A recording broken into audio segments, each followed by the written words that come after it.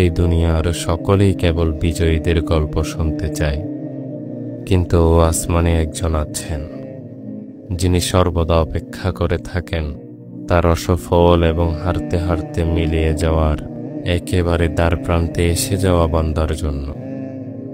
যে বান্দাটার ঝুলিতে দুনিয়ার কোনো অর্জন নেই, নেই তাক লাগানোর মতো সিজিপিএ কিংবা কেরিয়ার, নেই মোটা অঙ্কের স্যালারি কিংবা স্ট্যাটাস।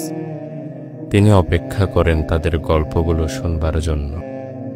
গুনাহ করতে করতে ক্ষয়ে যাচ্ছে যাদের হৃদয়, পাপের ভারে নুয়ে পড়েছে যাদের অন্তর, প্রবৃত্তির তাড়নায় পথভ্রান্ত হয়ে যারা তলিয়ে যাচ্ছে জাহেলিয়াতের অতল তলে, তাদের গল্পগুলো তাদের মুখ থেকে শোনার জন্য, সেই অন্ধকার থেকে তাদেরকে টেনে তোলার জন্য, তাদের কলুষিত অন্তর ধুয়ে মুছে সাফ করে দেওয়ার জন্য কত অধীর অপেক্ষায় না তিনি করেন।